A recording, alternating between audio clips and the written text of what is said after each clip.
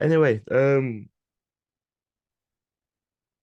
with your t-shirt, we went Yes. on quite a beautiful segue there, and I'm not complaining because I love talking. I love talking wrestling. Um, how did it all come to be for Crossfire to become a thing, and how did Stephen Cross, um, should I say, thaw to the idea of having you as a partner? Okay, so ever since Stephen Cross has started wrestling, so I met Cross in around 2018. I've been perpetually a thorn in his side. It's been a long running thing for quite some time. Um, his first ever match was against me Mm-mm. back in 2019, sort of his first match in front of an audience. And I think I remember at the time, like for some shirt he was wearing, that he'd show me like a photo of when he'd been away, and I joked that he looks like the classic wrestler Raheem, and that stuck. So obviously, he'll it almost made him smile. So I knew I'd kind of won him over a little bit there. And as with anybody that engage in ring competition with, or have some of your matches with, and have that engagement, it was it seemed very early on that there was something there. And obviously, the more time went and time came on, it kind of felt right that felt like a tag team could really work between us in certain ways. We had, one foot in the past with sort of things that we've been interested in. We were the same sort of age range as well, but also were open to contemporary stuff, having a little bit of humor in the right way. Obviously, he's a huge Bret Hart fan and wants to have that robust style. The backbreakers, the strong suplexes, the slams, impeccable physique. And whereas I knew that I could bring out something a little bit different that he might not have been able to showcase to audiences, and that's again that interaction, that character development, those little nuances, and I knew that I could sort of niggle at him a little bit in the right way, so it never betrayed the audience's expectation. He's still very much the stern sort of taskmaster that no nonsense, hit people as hard as he can, all about trying to get the win, hitting the backbreakers, that type of thing.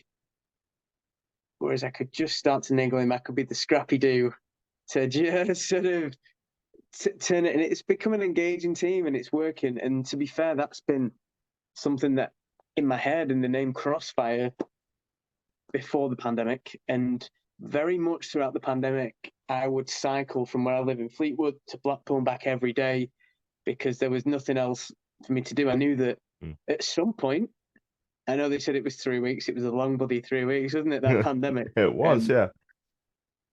but because there was no gym, and I realised that I wanted to be in as best shape as I could for wrestling, I would do the deck of cards every day. I've got a kettlebell in the house. I would cycle every day, and that was my thing. But it was just knowing that wrestling would come back, and alongside wanting to try and get into doing things with like Odyssey Pro Wrestling and trying to do things with RPD, teaming with Cross was one of the big ticks on my list that I wanted to do.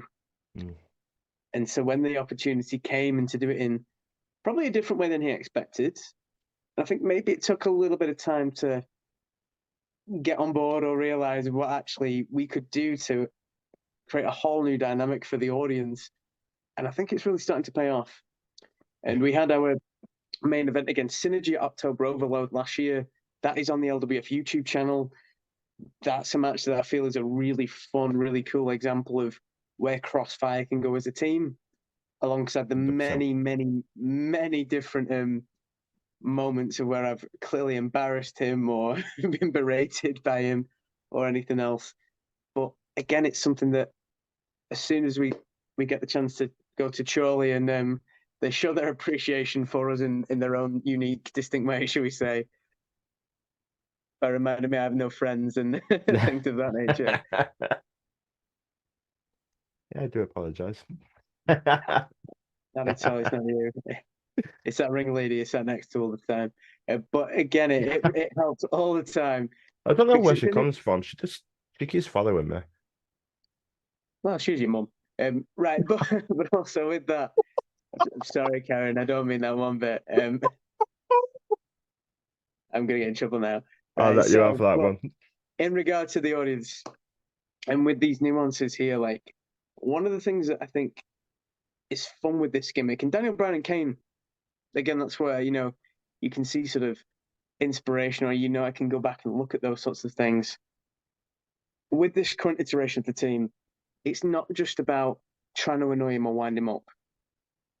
It's trying to find at certain points to make it more like a realistic relationship. So it's not just he slaps me around the back of the head, Keystone Cops style, because he's fed up with me. It's more like he's so flummoxed. He might rub his head like he has a migraine, which again is kind of funny anyway, because you don't expect somebody like him to do that. So then if I start massaging his temples, trying to be a really endearing friend, and he just looks at me in disgust, that means so much more. Yeah. Just from it, because I think people like to boo us, but they kind of like the idea of us being together as a team, and they kind of like that odd couple friendship. Yeah. Yeah, because it doesn't feel like just a thrown together tag team. It feels it's that odd couple tag team, and they always seem to provide a lot of humor. It's fun. It's very fun. I do agree that it's not one of those where it's like, oh, let's just throw these two together. It's a tag team with meaning. This is it, and are there going to be more iterations of Crossfire down the road? I really hope so. Maybe elsewhere. Will it be different? Possibly. I think there's probably a strong chance that there will be different versions of the team. I think also humor was probably something that I don't think people expected from myself. And a chance came in the elder, especially sort of working against the crowd and trying to really enrage them as much as I can. And just again, going back to those old sort of roots and heritage that I watched from the Hogan era, some of the villains that Bobby Heenan would have in the Heenan family, to enrage the crowd and make them angry in different ways that is so different than what anybody expected from myself, and to have these characters and story development pretty much since I returned from the pandemic in the LWF. There's a lot of moments in either my matches or the angles, like when I hid under the ring to shave Bob Costin's head, whether it was him trying to get some revenge on me in the lumberjack match, and making sure that paid off in itself, or all the different times where let's face it, I'm pretty much the scapegoat or the punchline in a lot. But if it's in the right context, then it's appropriate for the show, and that's what's been working. And I think because of that, there's been a reason why myself and Cross have been featured quite prominently on the LWF cards pretty much every month since we've been there. Context is key. Absolutely, context is key. As you said before, if you do something that's just completely outlandish like that, then kind of throw the crowd a little bit. They'll wonder what on earth's going on. But hey, it works. It works. You are most definitely the scapegoat. Pretty much. Absolutely. The lumberjack match is on is on here, don't worry. It is written down there. And because that match was an absolute laugh. It works between you and Stephen Cross. It works, and one of my most proud moments is on my podcast. I got a smile out of him. Got it on the thumbnail. Sent it to Mr. B because he was fighting against them at that time. Sent it to Mr. B because if I'm getting a smile out of Mr. Cross, and yeah, that's on YouTube forever. That one. Just 18th to 99, 2021. It's been 5 years and I got a smile out of him. And you got one in 20 minutes.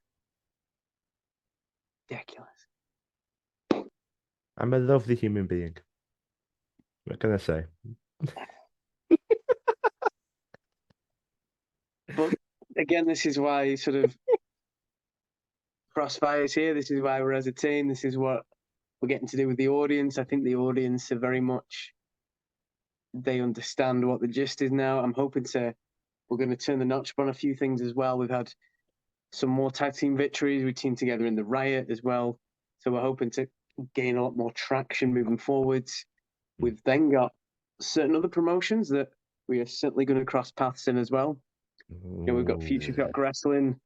The adrenaline rush is coming up. Potentially, we could be across the ring from each other with the title shot on the line. That's a huge thing to think about. It is. Can That's we go massive. elsewhere? This That's is it. massive. I love that. I love that idea. I'm just picturing it now because I can picture the Godot. I picture the Godot. I've been there enough times. I've been away enough times to know. I can picture that it's standing across from each other with his usual scowl on his face, which is almost permanent. It's almost glued on at this point. I say almost. It's the odd time. But yeah. The lumberjack match though. Yeah. Because I was sat, I remember I was sat, there was a moment from the match actually, it was Leah Raven and who was it? Who was it? Stacy, maybe?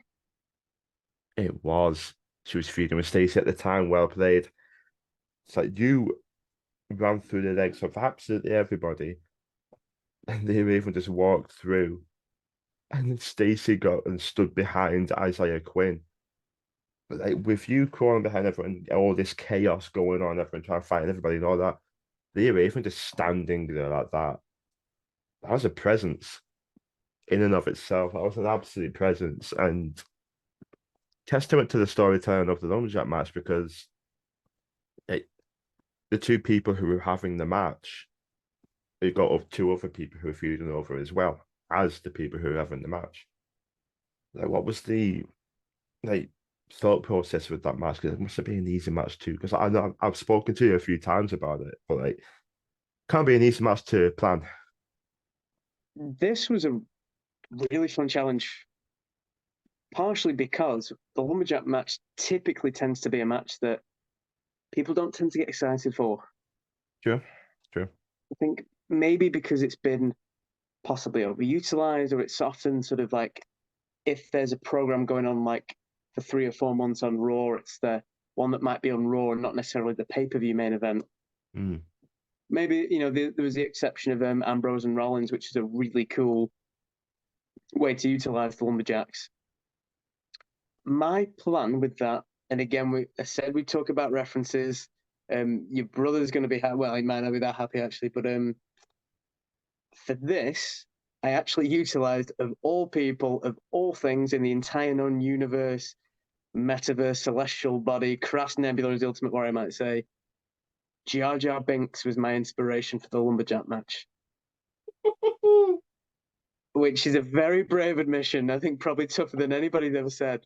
But ultimately, and say what you will about that movie, the fight sequence where he accidentally avoids, and so my reason behind it was that I felt that more often than not, the lumberjack match is a very set formula, or a set. Fans are kind of programmed to think certain things will happen. So what I wanted to do is I wanted to make sure that throughout the entire time, the entire moment of everything that happened in that match, none of them got hold of me until right at the end. It makes Because sense. that pays off in itself, where they all carried me, they all crowd surfed and threw me back in. Perfect moment, perfect culmination. Especially when I'd been in tag team matches and been antagonizing so many people. There was moments where the initial hints of trying to get some emotional support clearly from Cross, that wasn't going to help.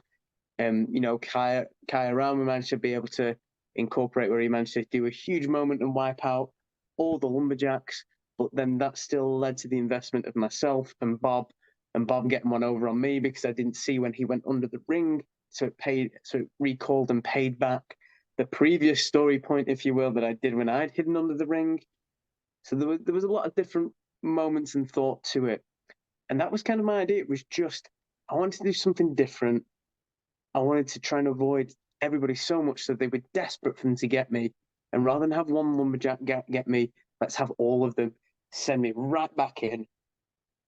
I should have probably ducked Bob's finish, but lo and behold, that's the way that these things go. But again, Yeah. it was to try and just do something a little bit different that maybe you haven't seen. So then, for those that watched that show, and it was a really fun show, the Red Rose Rodeo, It but was. that at least, you know, there's a lot like, you remember that moment of Leah and Stacey. There's a whole host of different little bits that you might have seen. I know Isaiah Quinn as well is certainly somebody to always keep your eye on, and he's always somebody to watch. And I know he had a few fun moments within that contest as well. Yeah, So it's really interesting to see, and that's again a big part of what I'm trying to bring to any match that I can. That there's moments, there's things to remember. There's moves, there's cool athletic wrestling, there's a whole host of different things there too.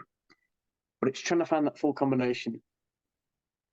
yeah, and it makes perfect sense because as I remember, I have spoken full disclosure, we have spoken a little bit about this before. It was a while ago, but I remember us talking and saying, you see on Raw or SmackDown, WWE, something like that, a big lumberjack match, and they'll get they'll get the hands on the heel straight away, and then the moment's gone. So that when you build up to at the end, it's like, well, they already have. So if you want to build and build and build and build, it makes you look even more of a bastard. It's like all the fans just want them to get their hands on you, so when they do, it's even more cathartic. It was a very, very good match because I'll be perfectly honest, I don't know what I was expecting going into it because I'm as you say, not many people are big fans of a lumberjack match because they're usually not amazing, but you usually see them in WWE and they're usually quite maybe throwaway to a degree, a bit of a throwaway match, like sort of thing, little further down the card, usually anyway. So you don't usually think about a lumberjack match that, oh, something to get excited about, but it was very good, very well planned. I enjoyed it. And as I said about Leo and Stacey, getting other feuds over as well in the process works brilliantly. And letting Kaya Ron do a flippy do because nobody else can do them like him, and I definitely won't be able to without breaking something. No, and again, it was a nice way, even just by osmosis, that other people got those moments to interact or feed off of each other as well. So yeah, it was it was one of those cool things that, like you said, the lumberjack match. Sometimes the cage match as well is a little bit taken for granted these days Yeah, on television. cage match as well. Cage match as well. Yeah. So it's trying to find new ways to make sure people there's a reason to be excited. There's a story and there's a dynamic that people can follow. And just trying to find new ways, and that's where the real challenge lies now. Is that, like you said about the high flying stuff, I'm not going to be able to do every high flying move. I'm probably not going to be do half of them. There's people that are so incredible at those things. Yeah. You can't even approach it in that way now. So you've got to find a different way to bring people back in. And I think we're very lucky in this modern age that because of television and film fandom anyway, people are grossly invested in characters. Hmm. You think of your favorite TV shows, you think of all the things that are being released at the cinema as well.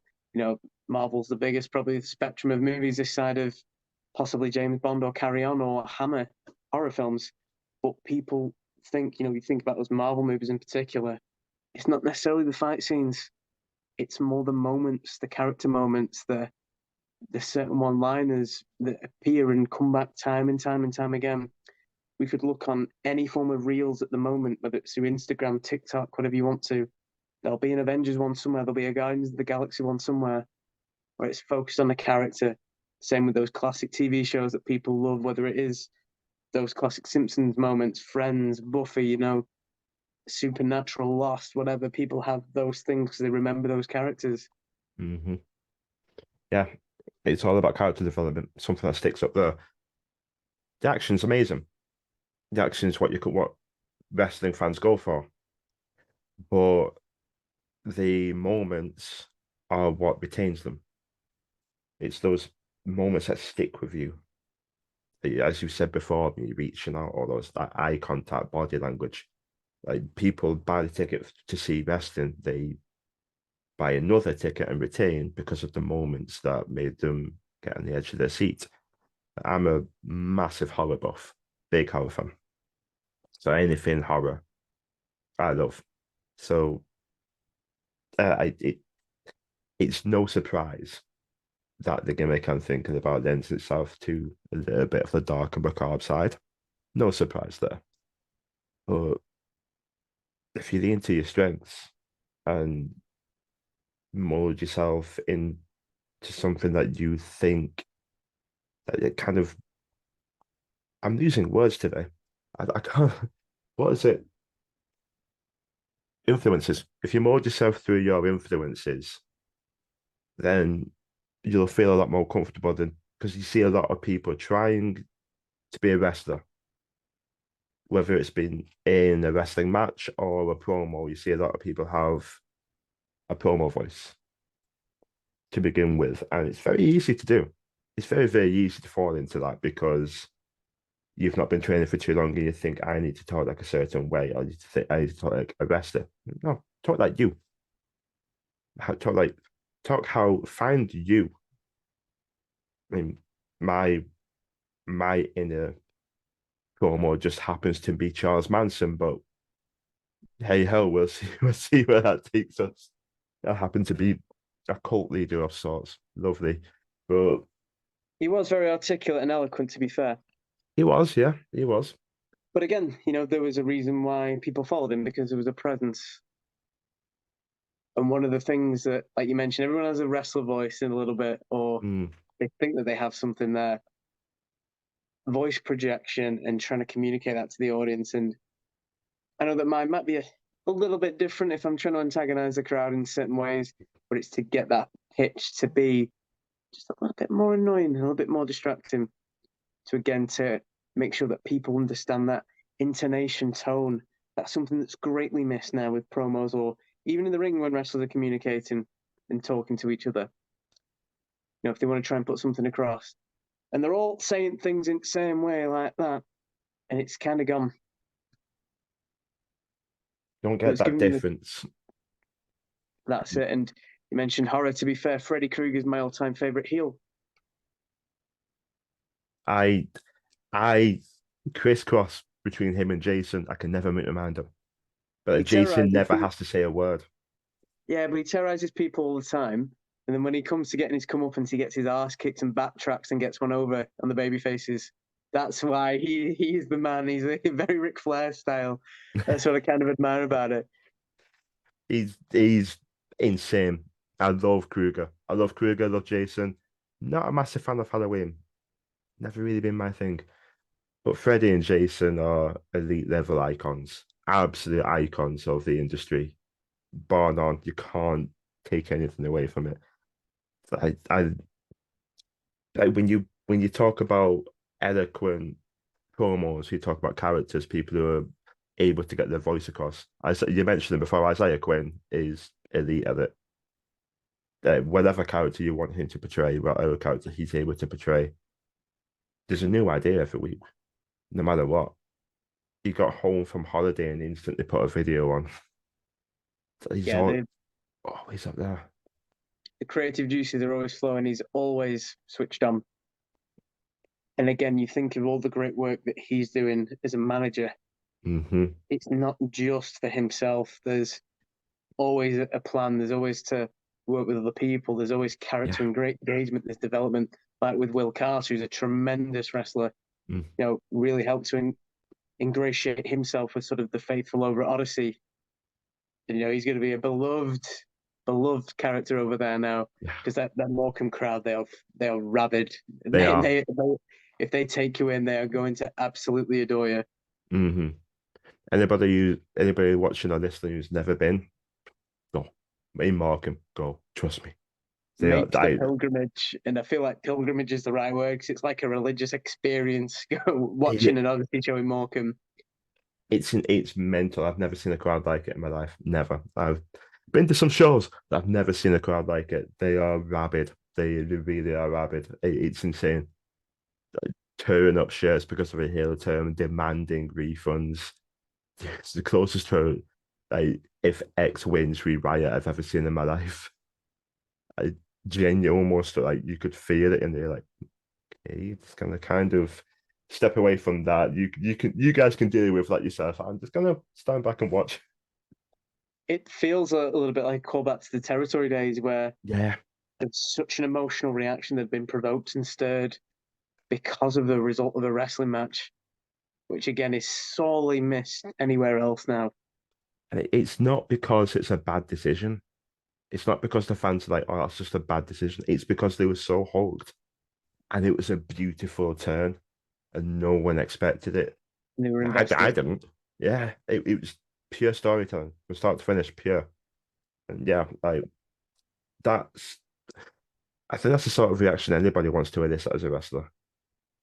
Oh, it's the goal, it's the dream, isn't it? I mean, Mm, ultimately, you know, everyone has different ideas and aspirations of who they want to be as a wrestler, but ultimately everybody wants that moment to be like The Rock and Hogan where they stare at each other and the crowd are just electric. yeah, this is awesome. Before they've even done a thing, before they've even broken the sweat, I'll say broken the sweat. Probably both. Hulk Hogan especially was probably sweating on his entrance, but still, like the that I felt sorry for Jericho and Triple H in the main event of that show. Oh Lord. Oh dear, dear me. I would have put that last. It's the undisputed title, but in hindsight, yeah, Hindsight can be a very fickle mistress and a cruel teacher, but I think it some people knew that. I think some people didn't, but again, this is why they are more open to having different matches to create the right emotional response as the main event now, like Sami Zayn and Kevin Owens versus the Usos for the yeah, first night of WrestleMania this year because it was the right match to put on. yeah. There were rumors about me ripped in for that, and yeah, that was a phenomenal match, absolutely phenomenal. But in terms of crowd investment, there wasn't a storyline anybody was more interested in than the Bloodline feud. Not one. And I think there still isn't to this day. Even though it's kind of wavered about after Mania, but yeah, it's storytelling genius. The entire story of that, and that's what wrestling can do in the right moments. That's what wrestling can do. The fans can make a show. They can make or break a show in my eyes. The fans. And I really feel that a lot of fans that if they've not seen like some of the classic 80s, the cartoon eras, it was the term that's been used. It might be a little bit unfavorable, might be very justified in a lot of ways, but I think a lot of people owe it to themselves to go back and just see the Mega Powers storyline, the formation of the team, to the dissolution, to the main event of WrestleMania 5. Just great storytelling. It's, you only have to follow it at certain points, or you could watch Brett and Owen at WrestleMania 10. That's built up before Survivor Series, where it's the Hart family in the traditional tag team match. Very clever, intricate storytelling where Owen was the only one eliminated out of the entire Hart family because of miscommunication with Brett. There's a whole host of different things. Storytelling, and that's what it can be, and Mm, that's what keeps people coming back time and time again. yeah, It's not just about bringing in this person or this dream match for a week. no, It's what can we do to build this up month in, month out, whether it is a monthly basis, whether it's a weekly basis on television. What can we do to enable people to want to keep coming back? Whether it is WWE, whether it's, you know, more local promotion like the LWF or Bolton Town Wrestling, for example, who are yeah, doing a similar model of building up their local audience and making sure that they come back and are really yeah, engaged with everyone who's on the card. yeah. Bolton Town Wrestling it's a very different feel in Bolton, very different. Um, there's it's a bit more gothic and macabre in terms of the likes of the Black Sheep and Rarebit and wrestlers like that. When you've got Jack Johnson up top of the card as well, it's I think that's why I favor it a bit. I like BTW is because there's more darker gimmicks, and that's just what I like in wrestling. AWF is heart and soul, of course, always. But yeah, it's a very fledgling company. BTW just had the 10th show. I and the fans, the fan retention, the mental, and I love it. So yeah, BTW is another one that I can give a lot of shout outs for, and it's justified. It is justified. There's some great talents on there. Jack Johnson's a phenomenal champion. I don't mind seeing him again, seeing uh Crossfire at BTW in the future, you know. It'd be very cool. I think that the dynamic that me and Cross could provide could, yeah, it could be a really interesting dynamic. It could be very fun for the audience, especially as it has that social club feel, doesn't it, and things like that. Yeah. So I think we could hit the audience in the right way at some point. But like you say, it could be a completely different iteration to combat against some of these, like you say, some of these other gimmicks. There's a lot of wrestlers on there that I'd love to get the chance to compete against. So who knows what could happen. But again, you've got BCW, you've got LWF, you've got Odyssey, who are looking at continuing to develop their audience. Yeah. The right thing to do. And there's a whole host of promotions all over the country doing that. Then you've got, your other groups like This Is Wrestling, Kingdom of Wrestling, TWA, again, continuing looking to develop their homegrown promotion first, which is the right thing to do. Oh Build yeah. up your crowds, build up your audience, and see where you can expand and develop after that. Completely agree. Completely agree. The main goal is to develop local, then expand. I mean, yeah, you can bring BTW brought in Franco Varga. They've had him a couple Man, of I know times very now. well. Yeah. Amazing fella. Amazing fella. And that can bring in a lot of local and external, Yeah. not local, external fans. Yeah, sure, we'll go with it. To see this like a big talent, then they'll see the rest of the card, then they see the storytelling and the great showing that's going on, and hopefully they'll retain from there. But if you're going to bring in my eyes, if you're going to bring in big talents, like big, like international household names, it would be to also build up local talent as well. So, because the local talent are the ones you're going to be seeing each month. The big names are going to be there as and when. It's the local talent you're going to be watching all the time. It's my view anyway. But yeah, Franco's a great guy. I absolutely love him.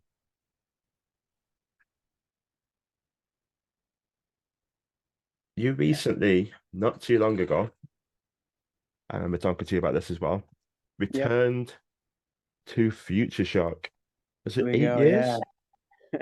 Was it 8 years or am I wrong? No, it was 7. Yeah, 7. Seven, I seven. believe. 1 year off. Yeah. 1 year off. Bloody hell. How must that have felt? Because I remember you really looking forward to it.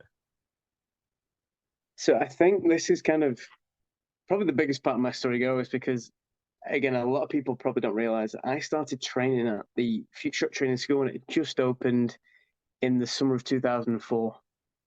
So Oh, I've been doing this for an incredibly long time. People may not necessarily recognize that or realize at the time.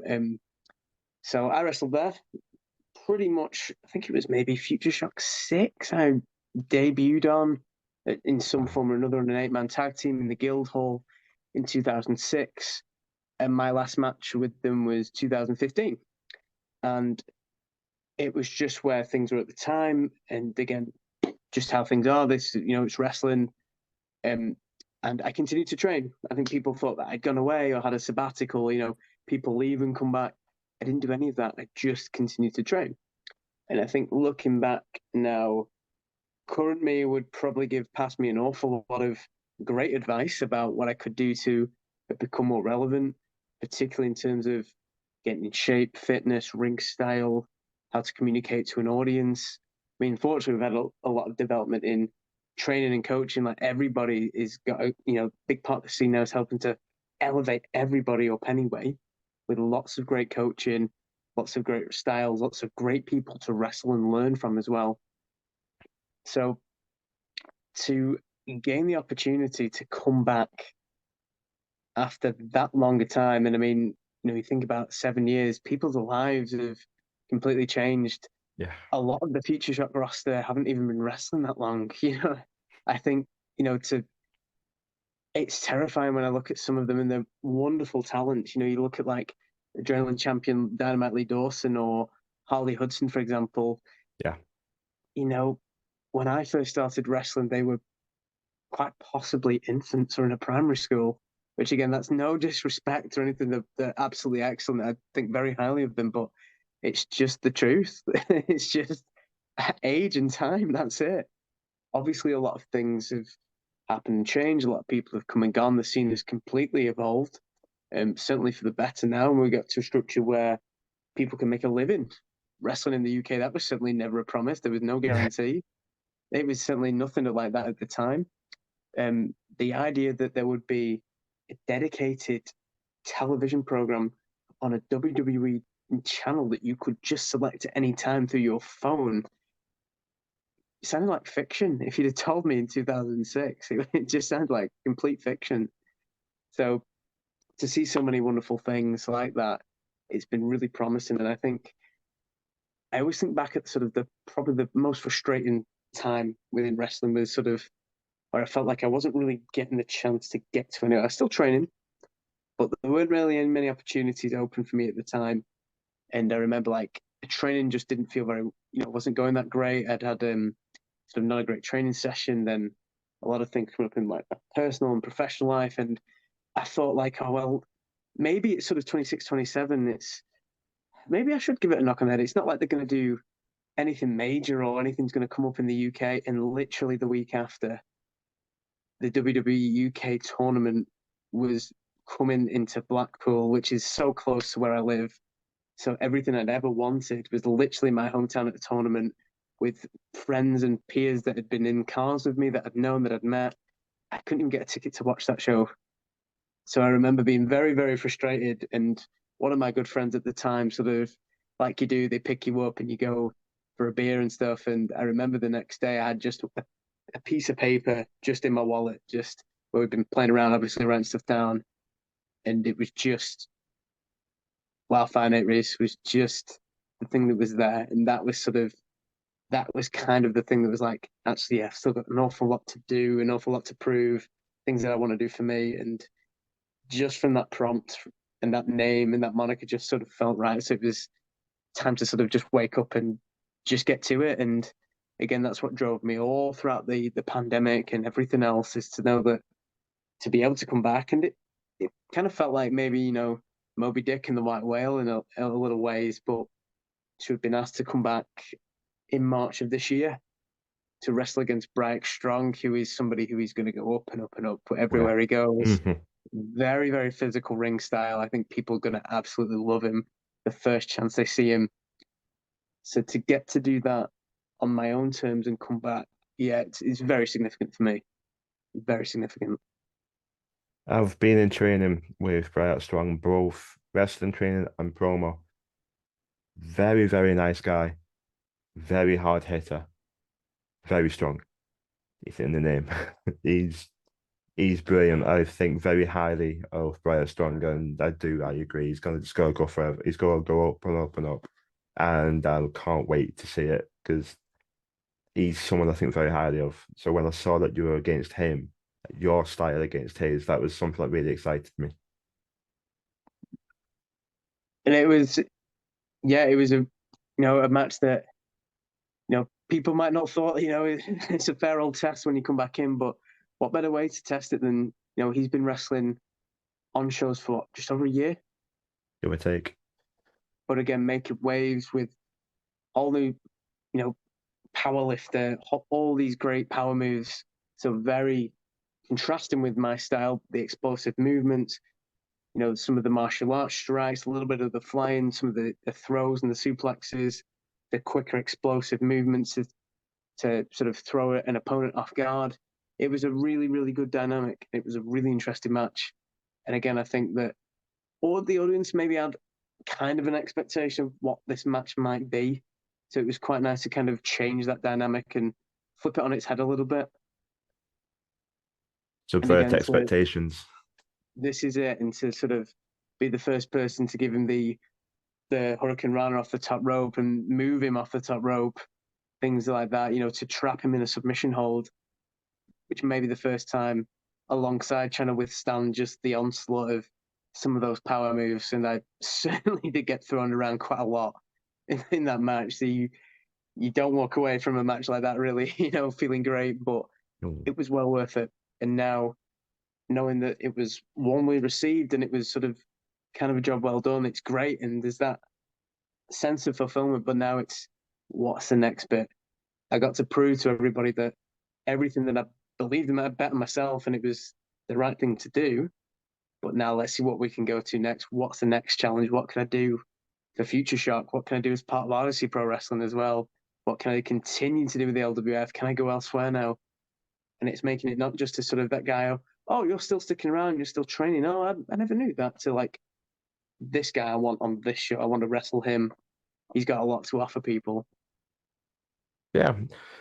The thing is, like, the likes of like Harley Hudson, Dynamite Lee, they are young, insultingly young for the talent that they are. You've got a lot of talent coming through, and it's phenomenal to see. I absolutely love it. But like, doesn't mean that someone that's a bit older can't be like. It doesn't mean there's no worth. You create your own worth. It's what, especially with wrestling, you create your own worth with your gimmick and what you're willing to put into a match and what you're willing to do to sell yourself and sell tickets. That's all these promoters want, which is business, really, isn't it? Business 101. Can you make me money? Yeah. Vince McMahon, make me money. Paul Heyman's inside the ropes.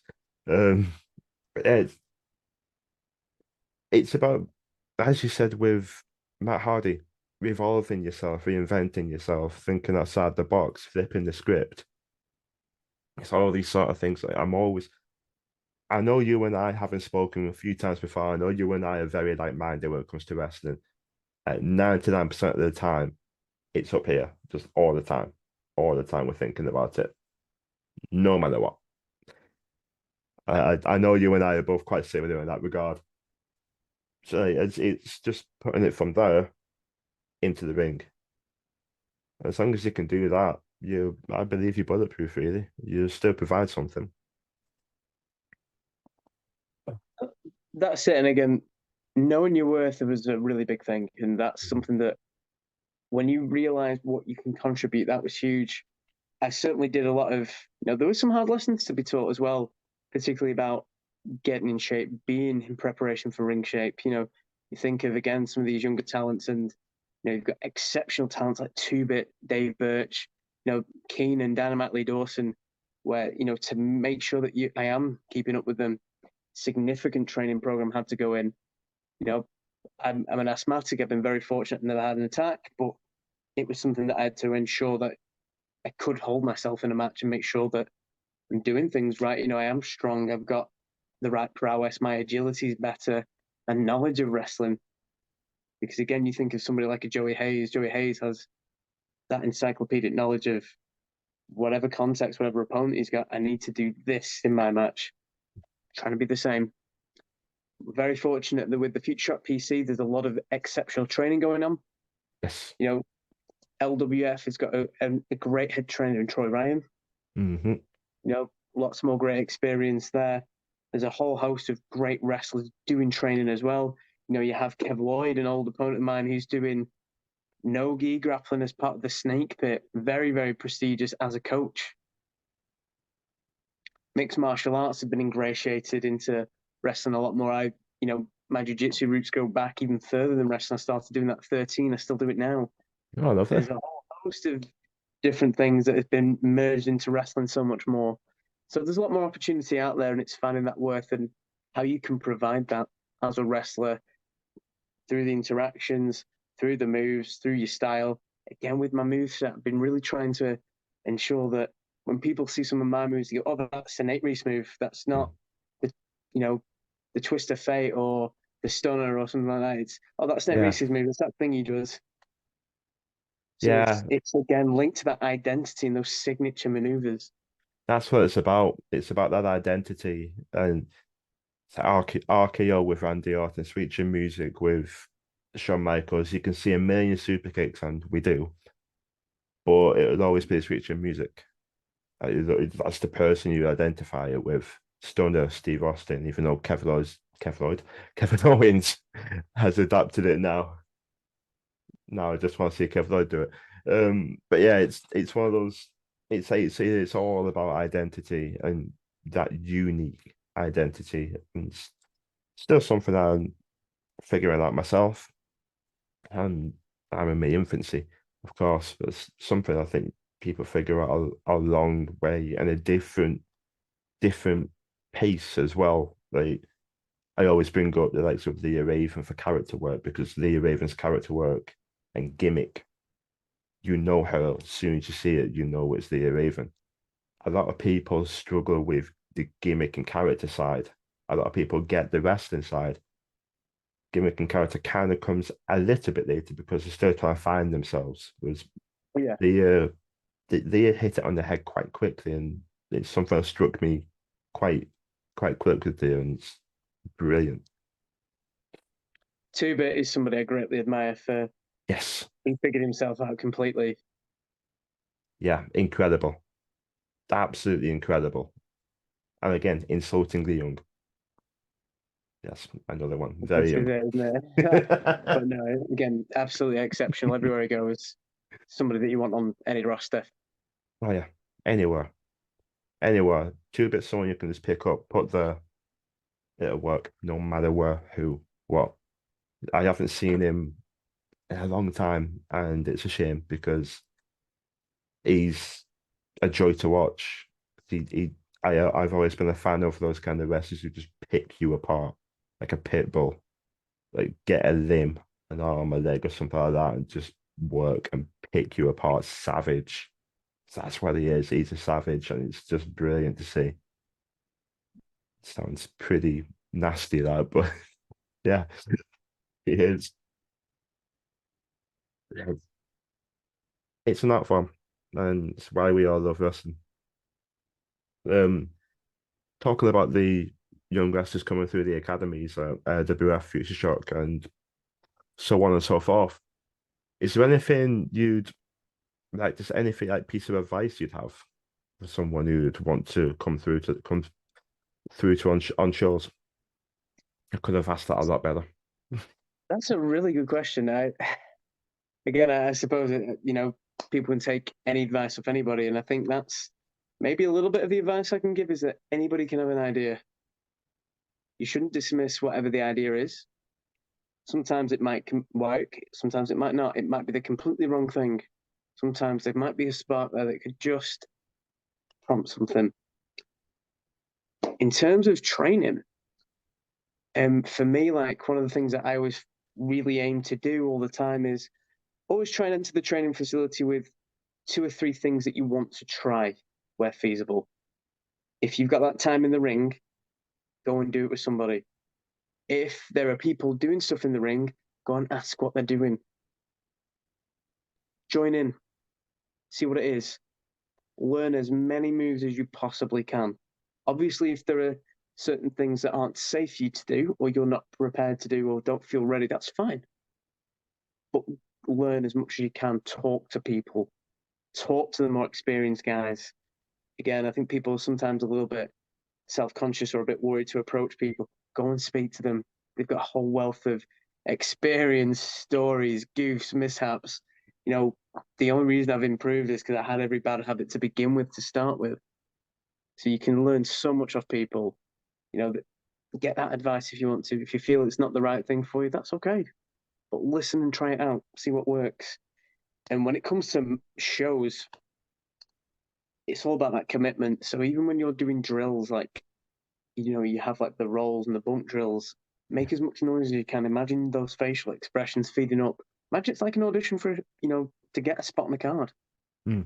If you can go in every single time and feel like you've given everything into every drill that you do, that's going to pay off. That's going to reflect in people's eyes, and they're going to do that. When it comes to your moves, even if you've only got 3 or 4 moves, know what you want to do with them. That can help with generating your own ideas, matches, sequences. If you can help with that, again, that helps ingratiate you so much more with the other people that you're working with. If you can implement, well, you do this, so we could work towards this point, then I can do this and work into that. That makes things so much easier. And have that contribution of, if knowing what the other person does, think about how you can help implement their stuff as well. Lots of people know all 22 moves that they want to hit about and what they could do, but then they don't know how to help addition it into a sequence for the other person. That growth can not only help create that camaraderie, but more than anything, it makes a more dramatic and interesting match. Yeah, it's that back and forth, isn't it? Feeding off each other. That's great advice. Great advice. Is there anything you'd like to plug? Any shows, any social media, anything like that? Okay, so first off, and the most important one is Sparky316 on Instagram. That is the asset Stephen Cross. Feel free to message him as much as you can. Tell him how much you enjoyed this conversation with myself, how much I'm the best tag team partner that he should ever have, that he needs to smile more, that he should answer my telephone calls, he should answer my emails, he should respond to me back on Messenger. He should, just be in general, just be more connected with me so we can tag team on a higher emotional level. However, also, there is, you can follow me on Facebook at Nate Reese. You can find me on Instagram at Nate_Reese_wrestling. In terms of shows, I'm very lucky that in the next month I've got a whole variety of different shows and opportunities coming up. So on the 3rd of June, I am back in Morecambe at Odyssey Pro Wrestling. I believe it has been announced it is going to be a triple threat match. It is myself versus Lucas Neon, who again is one of their homegrown heroes over there in Morecambe, against a man I've been very much anticipating getting the chance to compete against, Brian Aidenson. It is a triple threat match. Everybody's got high stakes to win. This is the second time I've been in Morecambe. It's been a long time coming to get back to Morecambe, so I want to make the most out of it. Lucas is clamoring to get that first win to pick up some traction. And I think it's Brian's first time potentially getting into Odyssey as well. So we've all got a lot to gain. We've also got a lot to lose. So it's a big high stakes triple threat match. So again, the prep and the ideas for this, I've got to come up with a whole new range of maybe some double offense, how can I defeat two guys at the same time? A lot of different things there.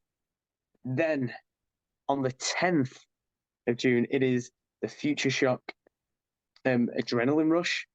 So again, Royal Rumble style rules, I believe.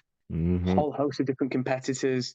So again, to come back, and I believe it's at the MMU Student Union. So I've never been in that venue before. I know it's been recently reinvigorated, so I'm looking forward to that. So again, a whole host of different people. RPD may be in there. The asset Stephen Cross may be in there. 2-Bit may be in there. A whole host of different people. Whoever wins gets a title match and championship shot of their choosing. In my career, I've been a tag team champion. I've never been a singles champ. So that is a goal, if ever there was one, to get back, whether it's the Adrenaline Championship, which is being held by Dynamite Lee Dawson, or whether it's the Futureshock World Championship, which is currently being held by Damon Lee. Yes. So huge goals there to think about. So what a match to come back to, and potentially what a way to turn around that return after 7 years to potentially go straight into some form of title picture. Then on the 17th, it is back to the LWF, back to Crossfire, back to business, back to showcasing all of those greased up smilers in Chorley, just how much they love us. Who knows what comes up next, which competition, which tag team they might pick. But it's all about us rising up the tag team ranks to get our shot against, depending whether it's Synergy or Children of the Moon, depending on what happens at Aces High. But we most certainly want to make sure that we become number one contenders as soon as possible. You heard them first. You heard them first. Nate Reese, thank you. It's been an absolute pleasure having you on, my friend. Well, thanks very much. I feel like this could have just continued any time. Always happy to talk wrestling and other things. Wherever the most unique of influences come from, that I can reference in my style as well anytime. Always a pleasure to be on here. And again, see you with the matches. Yeah, massively. I think we are going to one of the Odyssey shows. I can't tell you which one it is. It might be that one, I think. And we'll be at the AWF as well. So yeah, we'll see you there. Thank you so much. It's been a pleasure.